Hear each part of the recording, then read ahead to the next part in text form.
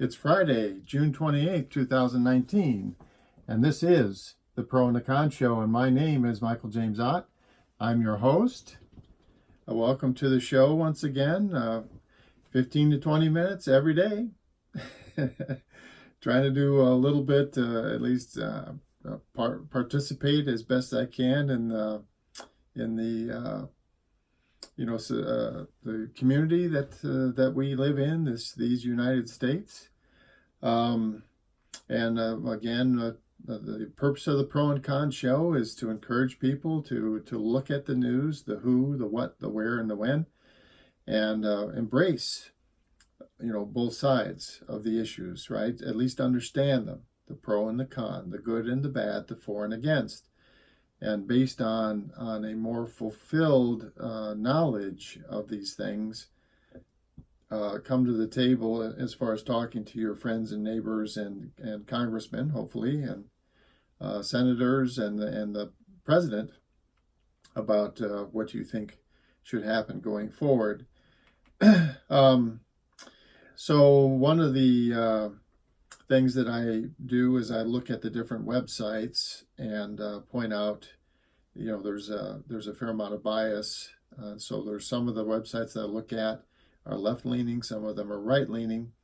For the most part, I'm suggesting, and I've read other people have the opinion that National Public Radio, for example, has a fairly centrist, and they certainly have a tendency not to report the news with some of the language, what I call the jingo journalism, the language of hate, the exclamation points and the slang and all this other stuff. And just to point out, so here the Huffington Post has one of their headlines is Money Muck. Okay. And another thing that's below that is report top fundraiser ditches Joe. Okay. So, the muck, ditches, it just should say, and exclamation points. These are all things to, incite emotion and that kind of stuff. And okay, folks, the news is boring a lot. Okay, the who, the what, the where, the when. I mean, it's good to know, it's knowledge, but it's not exciting. And I would also say that about government, by the way. I mean, I know C-SPAN has been on television, depending on what cable you have or what television provider you have. C-SPAN has been on for decades now, I think. And people complain about how boring it is. Well, I would have to suggest that good government is boring. If government gets exciting, then you're talking about guys like Adolf Hitler having these huge rallies and stuff, and or you start talking about Civil War. All of that stuff is very exciting. It is not boring. It is the opposite of boring, but good government of the people, by the people, and for the people is usually it's going to be pretty darn boring, and it should be, because we should be.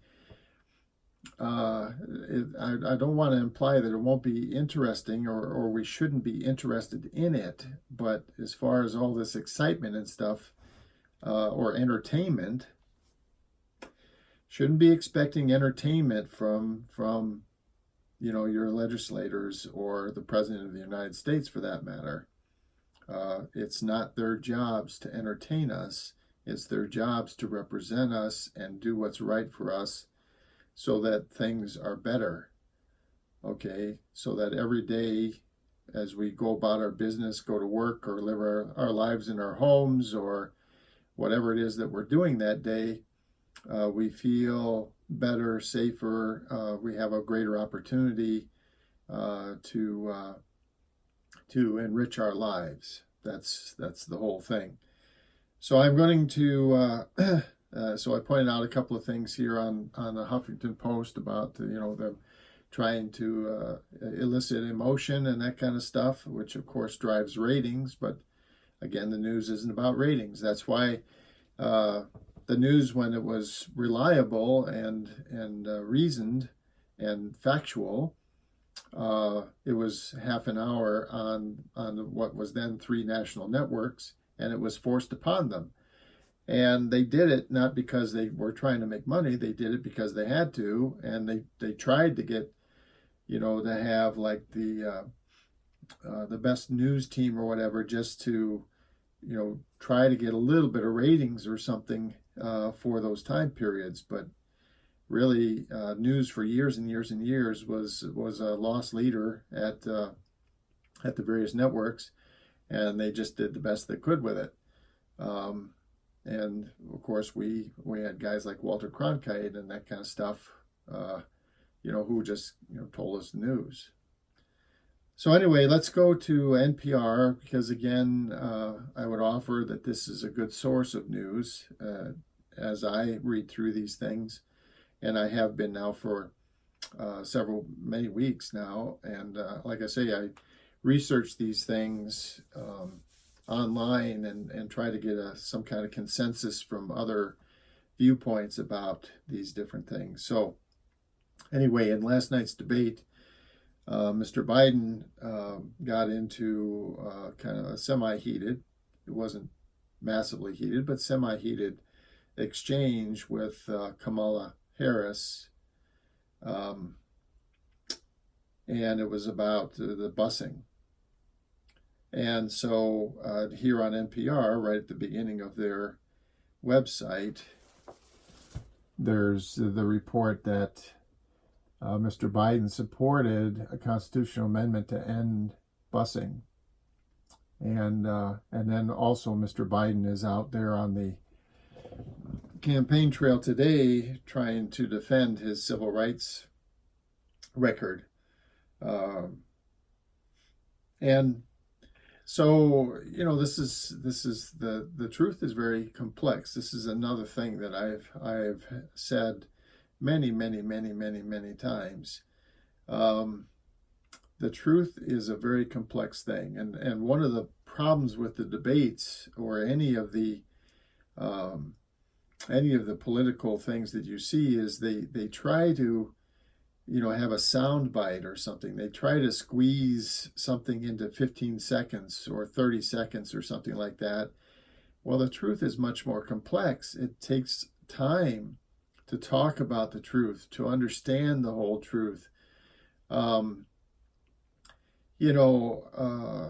don't think there's any of us that hasn't at some point, told at least a little bit of a lie. Well, that's, so you might get caught doing that at some point, and that like is the one time or one of a very rare occurrence in your life. But you're never going to be able to convey that in a bumper sticker, and the real problem, that one of the major problems I have with the politicians today, and it's not just today, it's been for quite some time, but a vast majority of them will never ever admit that they either were mistaken or they had a position that they now regret. It's pretty darn rare when a politician will admit that they regret a position that they had. And that's what Kamala Harris was trying to get Mr. Biden to do last night during the debate, was at least admit that he had regrets about some of these decisions that he made 40 years ago. And and he flat refused to do that, basically. Of course, Mr. Trump has gone through his entire career, and there's multiple interview segments with him where he says he's never made an error, he's never made a mistake, he's never made a bad decision, he's never lied. He says all of those things. And he says them with tremendous confidence. That's because he's a confidence man. He's a con man, a con artist. And but it's amazing that that any of us would ever say that. And so in juxtaposition to what Mr. Biden was doing to some level in the debate and what Mr. Trump has done his entire lifetime, every moment of his life. Pete Buttigieg was in the debate last night, and they were asking him about the issues that he's had with minority participation in the police force and some of the unfortunate and quite frankly terrible shootings and stuff that have happened in South Bend, Indiana, where he's mayor.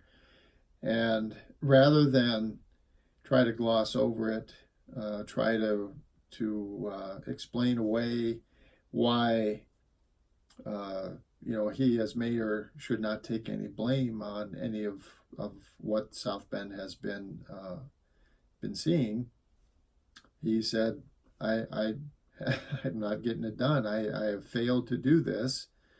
And he was, and then he gave an impassioned speech about, or discussion. It wasn't a speech because it was way too short. Of course, he's in this debate. He's limited to 15, 30, or 60-second snippets.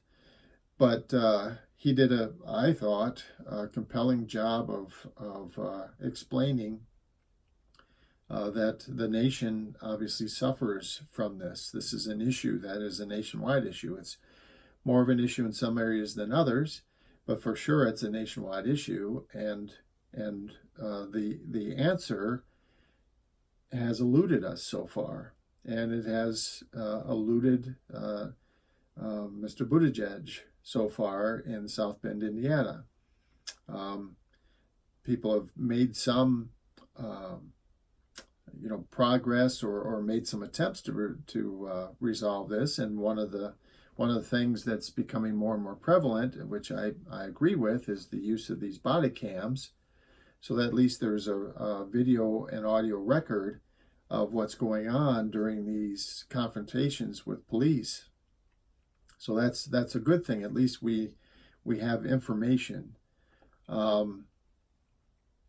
And you would think that having that body cam would also make an officer that was maybe thinking of doing something that was marginal in their performance of their duty, rethink that. It doesn't seem to be the case so far. And the other problem that we have is that so far, for the most part, officers are never charged with sometimes they don't suffer any consequence to some of these marginal, what I would call definitely marginal interactions where people die at their hand under circumstances that are suspect. But anyway, so going back to Mr. Buttigieg, he was pretty upfront with this kind of thing, and I have to say that I admire his frankness, and I would love it if all of our politicians, I don't know where partitions came from, all of our politicians, were honest about these kinds of things, and in the case of Mr. Biden, he's definitely changed his position over the years, but he will never, he doesn't admit it very well. He kind of talks around it all the time, as is a normal thing for a career politician to do. But it just makes him look weak and to me, undesirable. Some other things in the news, just to hit a few things here. We got a few minutes before our 20 minutes is up today. So the U.S. Was playing France in the Women's World Cup, and they were playing in Paris. And because of the home home field advantage and whatnot, and the fact that the French team is apparently a fairly good team. I don't follow very closely, but anyway, the expectation was that France could easily win that game, and the U.S. team, which is also fairly good this year, would probably lose it. Yet the U.S. team won, and yeah, so congratulations to the U.S. women's team. Anytime that you go into you're not in the home field kind of thing, you go in there with all the crowd and everything, and I'm sure there was, was a tough situation, and so they went in and won a game. There was a neo-Nazi, so this was back in 2017. Oh boy, it's 2019. So there was this fellow that took his sports car and he rammed it into a crowd of anti-racist protesters at a high rate of speed with the intent of maiming and killing as many as he could. And he did manage to kill this woman. Her name was Heather Heyer, and the local prosecutors charged him. And what he ended up doing is he pleaded guilty to 29 federal hate crimes and thereby avoided the death penalty. So he's convicted and he's been sentenced to life in prison. And I would offer rightly so. Jimmy Carter, this headline is a pretty common one again across all the websites that I have, that I normally monitor for this show. Jimmy Carter says he sees Trump as an illegitimate president. The former president says President Trump was put into office because the Russians interfered on his behalf. And so for sure, again, the Russians definitely interfered in the 2016 election. They definitely interfered on behalf of Mr. Trump. To call him illegitimate, the problem that we have is we haven't fixed our election system, and we need to, so that this is no longer a question. Whether or not you're a fan of Mr. Trump or not, we can't allow our most basic fundamental systems to be of a question to us, whether we can believe in them or not. We just can't do that. It's like saying, well, I can't believe my eyes. No, you can't allow that to continue. If you had some kind of problem, physical or mental problem, you need to work on that so you can believe what you're seeing. You can believe in what you're observing. And the same thing goes for the fundamentals behind our governance. We are a democracy, and so we vote for people who represent us, and we need to know that we're casting those votes, and we're doing that based on legitimate information that we are sharing with each other, and we're keeping foreign interest out of it. So we need to do that. What else is there? Last thing I guess I'll touch upon is Europe is having their hottest day in history. France is, and then Spain and Germany, they're all seeing record-breaking high temperatures. This has been, I saw another article where in the last 15 years, they've had the highest temperatures ever recorded in Europe 5 times. So they've set records for highest temperatures 5 times in the last 15 years of all recorded history, which goes back centuries. Again, this is another demonstration of a trend. Okay, the trend. So weather is the fact that it's 113 degrees today. But climate is the fact that it's being more and more consistently hot over a long period of time. And so therefore climate change is occurring. Okay. All right. Well, that's all I have time to cover for with us today. Again, this is Michael James Ott. This is the Pro and Con Show. Thanks for watching today. I hope you go back and look at some of my previous episodes on either on Facebook or on Ott in 2020 on YouTube. And I'll be doing another one tomorrow, 15 to 20 minutes every day. Look forward to talking to you again. This is Michael James Ott saying bye for now.